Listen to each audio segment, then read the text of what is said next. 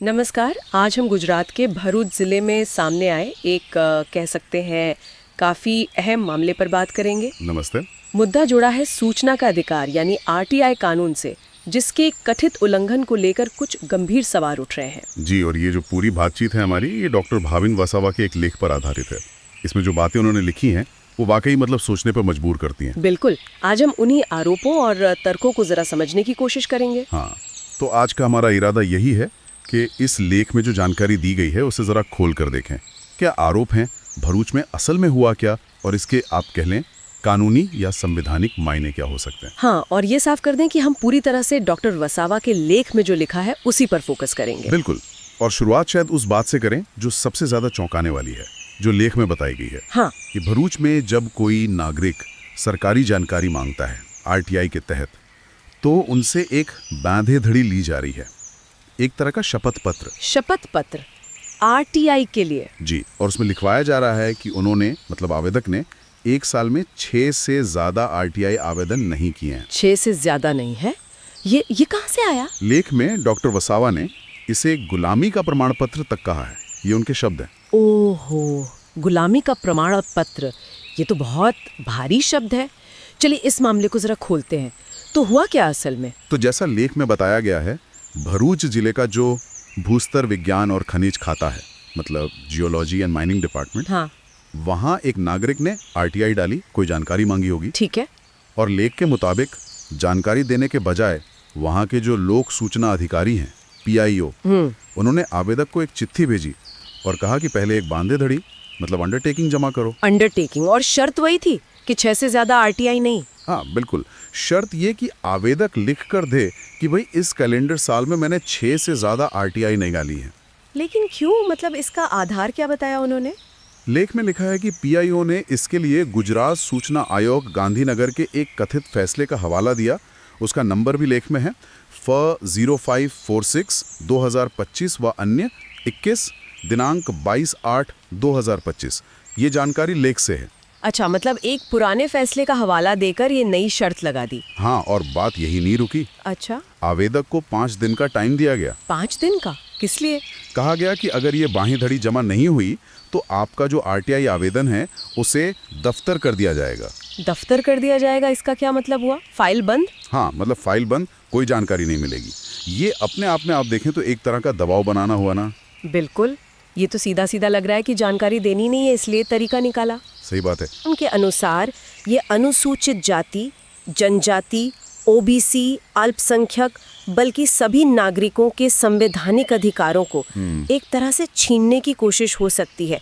एक गहरा षड्यंत्र। षड्यंत्र?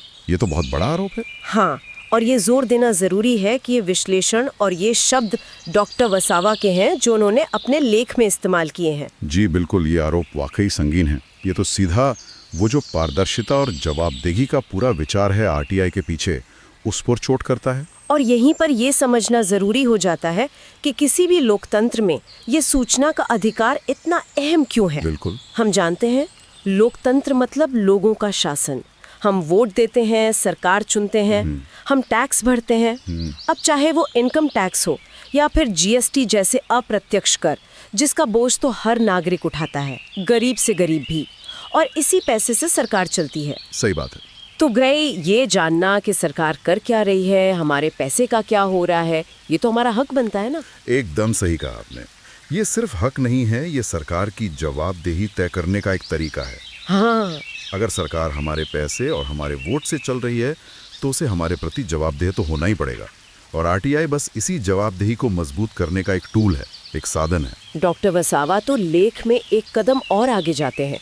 वो कहते हैं कि सरकार से सवाल पूछना, उसे जवाबदेह बनाए रखना, ये सिर्फ हमारा अधिकार नहीं है, ये हमारा कर्तव्य है, ड्यूटी है।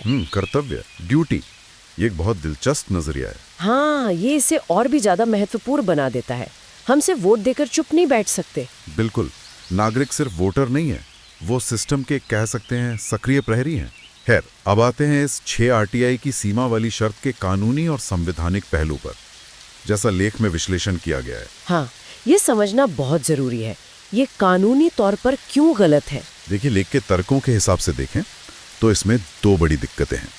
पहली और शायद सबसे बड़ी, ये हमारे संविधान में दिए गए मौलिक अधिकार का हनन हो सकता है। मौलिक अधिकार का कैसे? हमारा संविधान का अनुच्छेद 19(1)(a) वो हमें बोलने और अभिव्यक्ति की आज़ादी देता है ना। हाँ बिल्कुल। और सुप्रीम कोर्ट ने कई बार अपने अलग अलग फैसलों में ये साफ किया है कि जानने का अधिकार यानी राइट टू नो वो इसी आज़ादी का हिस्सा है। मतलब ये एक फंडामेंटल राइट है। अच्छा, तो जानकारी पाना हमारा मौलिक अधिकार है। Fundamental right. जी, तो इसका मतलब ये हुआ कि इस पर ऐसे ही कोई भी रोक नहीं लगा सकता? लेख का तर्क यही है। जब आप बिना किसी साफ कानूनी आधार के किसी नागरिक के साल भर में पूछे जाने वाले सवालों की गिनती तय कर देते हैं, क्या आप बस 6 ही पूछ सकते हैं? तो आप सीधे सीधे उनके जानने के मौलिक अधिकार में बाधा डाल रहे हैं। ये उनकी अभिव्यक्ति की आज़ादी पर एक तरह का अंकुश लगाने जैसा है। समझ गई। और दूसरा कानूनी पहलू आरटीआई एक्ट के बारे में? दूसरी बात यह है, जैसा लेख बताता है, कि आरटीआई एक्ट 2005 लाया ही क्यों गया था? पारदर्शिता और जवाबदेही के लिए। बिल्कुल। सरकारी कामकाज में ट्रांसपेरेंसी आए, अकाउंटेबिलिटी तय हो, भ्रष्टाचार पर रोक लगे। अब इस पूरे कानून में कहीं भी किसी भी सेक्शन में ऐसा कुछ नहीं लिखा है कि एक नागरिक साल में केवल 6 या 10 या 50 आरटीआई डाल सकता है। मतलब कोई लिमिट है ही नहीं। कोई लिमिट है ही नहीं। तो ये जो पीआईओ की मांग है, भले ही वो किसी पुराने जीआईसी आदेश का हवाला दे रहे हो, जैसा लेख में कहा गया है, हाँ। वो सीधे सीधे आरटीआई एक्ट के प्रावधानों और उसकी जो मूल भावना है उसके ही खिलाफ जाती दिखती है। तो ये तो ऐसा हुआ कि आप कानून के मकसद को ही फेल कर रहे हैं। लेख का विश्लेषण तो यही इशारा करता है। आरटीआई का काम है सूचना तक पहुंच आसान बनाना, मुश्किल नहीं। सही बात है। इस तरह की शर्तें लगाना, जैसा आरोप है, वो तो सूचना के रास्ते में रोड़ा अटकाने जैसा है, खासकर तब जब कानून खुद ऐसा कोई रोड़ा नहीं लगाता। और ये भी सोचने वाली बात है, जैसा लेख इशारा करता है, कि ये रोक एक ऐसे विभाग में लग रही है, भूस्तर विज्ञान और खनिज, जहां शायद पारदर्शिता की सबसे ज्यादा जरूरत होती है। हाँ, ये बहुत ज़रूरी पॉइंट है, क्योंकि ये विभाग पर्यावरण से जुड़ा है, बड़े आर्थिक संसाधनों से जुड़ा है। यहाँ तो जानकारी रोकना और भी चिंता की बात है। बिल्कुल। लेकिन लेख में एक और गंभीर पहलू उठाया गया है, जो उच्च अधिकारी हैं उनकी भूमिका पर सवाल। अच्छा। कहा गया है कि जो प्रथम अपील अधिकारी होते हैं, फर्स्ट एपेलेट अथॉरिटी, मतलब पीआईओ के बाद अपील सुनने वाली पहली सीढ़ी, जी, एफए, हाँ, वो और जिले के दूसरे सीनियर अधिकारी इस पूरे मामले पर लेख के अनुसार उदासीन हैं, आंखें बंद किए बैठे हैं। उदासीन मतलब एपैथेटिक। हाँ, लेख यही शब्द इस्तेमाल करता है। ये तो मामले को और गंभीर बना देता है, क्योंकि एफए की तो जिम्मेदारी है कि अगर पीआईओ गलत कर रहा है, सूचना रोक रहा है, तो वो दखल दें। हाँ, और नागरिकों को न्याय दिलाएं। और बाकी सीनियर अधिकारियों का भी तो ये दायित्व है कि वो देखें कि उनके नीचे के दफ्तरों में कानून का पालन हो रहा है या नहीं। पर लेख का आरोप है कि वो चुप है, और उनकी ये चुप्पी या निष्क्रियता इस तरह की कथित मनमानी को और बढ़ावा दे रही है। यहीं पर लेख कुछ बहुत तीखे सवाल खड़े करता है। हमें उन्हें यहाँ रखना चाहिए, पर यह साफ करते हुए कि ये सवाल लेख से उठाए गए हैं, हम सिर्फ रिपोर्ट कर रहे हैं। हाँ बिल्कुल। पहला सवाल लेख ये पूछता है, क्या ये हो सकता है कि इन सीनियर अधिकारियों को पता ही ना हो कि उनके नीचे के दफ्तरों में एक सेंट्रल लॉ का, एक केंद्रीय कानून का इस तरह से उल्लंघन हो रहा है? क्या वो वाकई अनजान है?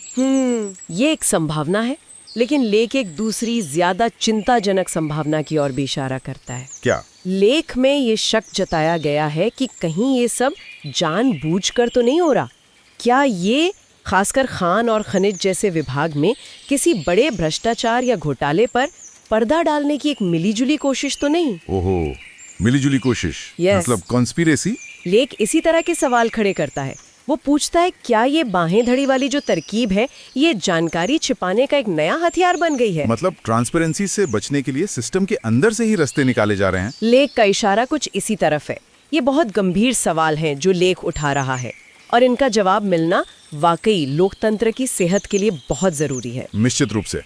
हम यहाँ सिर्फ इन सवालों को आपके सामने रख रहे हैं जो लेख में उठाए गए हैं। बिल्कुल, इन पर सोचना जरूरी है।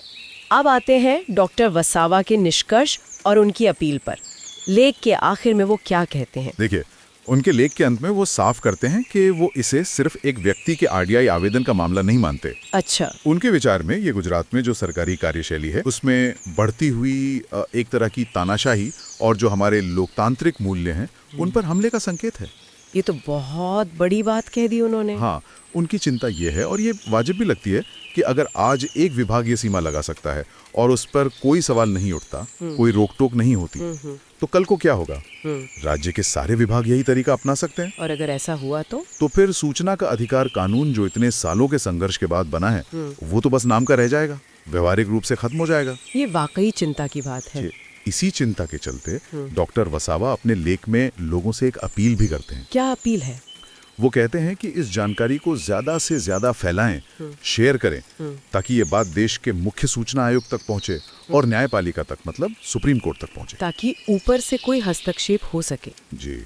और साथ ही लेख में लोगों से ये भी कहा गया है कि वो अपने चुने हुए प्रतिनिधि हैं, विधायक, एमपी और जो जिला कलेक्टर है, उनसे सवाल करें। क्या सवाल करें? कि भाई भरूच में आरटीआई कानून का ये कथित उल्लंघन क्यों हो रहा है और इसे रोकने के लिए आप लोग क्या कर रहे हैं? ठीक है, हमें यहाँ फिर से ये साफ कर देना चाहिए कि हम सिर्फ लेख में जो अपील की गई है उसका जिक्र कर रहे हैं, हम उसे एंडोर्स नहीं कर रहे हैं। बिल्कुल, ये रिपोर्टिंग का हिस्सा है। चलिए, तो ये काफ़ी अहम जानकारी सामने आई है। अब ऐसा करते हैं, अब तक जो हमने बात की उसके मुख्य बिंदुओं को एक बार जल्दी से दोहरा लेते हैं। हाँ जरूर। तो हमने आज डॉक्टर भाविन वसावा के लेख के आधार पर गुजरात के भरूच जिले में आरटीआई से जुड़े एक गंभीर मुद्दे को समझने की कोशिश की। मुख्य बात यह है कि वहां कथित तौर पर नागरिकों से आरटीआई के जवाब में एक बांहीधड़ी मांगी जा रही है, और उस बांहीधड़ी में लिखवाया जा रहा है कि उन्होंने साल में 6 से ज्यादा आरटीआई आवेदन नहीं किए हैं। जी, और ये ऐसा लेख में तर्क दिया गया है। ये मांग दो तरह से प्रॉब्लमैटिक है। एक तो ये आरटीआई एक्ट 2005 के खिलाफ जाती दिखती है, क्योंकि एक्ट में ऐसी कोई सीमा है ही नहीं। हाँ, और दूसरा, ये संविधान के अनुच्छेद 19(1)(a) के तहत जो हमें जानने का मौलिक अधिकार मिला है उसका भी हनन हो सकती है। बिल्कुल। इसके अलावा लेख में जो फर्स्ट अपीलेट अथॉरिटीज हैं और दूसरे सीनियर अधिकारी हैं, उनकी कथित चुप्पी और निष्क्रियता पर भी गंभीर सवाल उठाए गए हैं। हाँ, लेख ये जानने की कोशिश करता है कि क्या वो अनजान है या फिर इसके पीछे जानकारी दबाने या किसी संभावित भ्रष्टाचार को छिपाने की कोई सोची समझी मिलीभगत हो सकती है। ये सवाल लेख में उठाए गए हैं। जी, ये सारे बिंदु जो डॉक्टर वसावा के लेख से निकले हैं, ये वाकई हमें सोचने पर मजबूर करते हैं और सिस्टम पर कुछ बुनियादी सवाल भी उठाते हैं। निश्चित तौर पर। और देखिए, ये पूरा मामला हमें एक बड़े सवाल की तरफ ले जाता है। किसी भी जीवंत लोकतंत्र के लिए सूचना तक बिना किसी बाधा के पहुंच, उसका अधिकार कितना मौलिक है, कितना जरूरी है। जब जानकारी पाने के रास्ते में ही ऐसी दीवारें खड़ी कर दी जाती हैं, चाहे वो प्रक्रिया के नाम पर हो या किसी मनमानी शर्त के नाम पर, तो ये तो पूरी पारदर्शिता और जवाबदेही की जो नींव है उसी को हिला देती है। सही बात है। आज के समय में लोगों के लिए ये जानना कितना जरूरी है कि उनके इस सूचना के अधिकार की स्थिति क्या है, उसकी रक्षा कैसे हो रही है, और अगर उन्हें लगता है कि उनके इस अधिकार को छीना जा रहा है, उसका हनन हो रहा है, तो उनके पास अपनी आवाज उठाने और समाधान पाने के लिए क्या असरदार रास्ते मौजूद हैं। ये एक ऐसा सवाल है जिस पर सिर्फ नागरिकों को ही नहीं नहीं, बल्कि पूरी व्यवस्था को, पूरे सिस्टम को गंभीरता से सोचना होगा।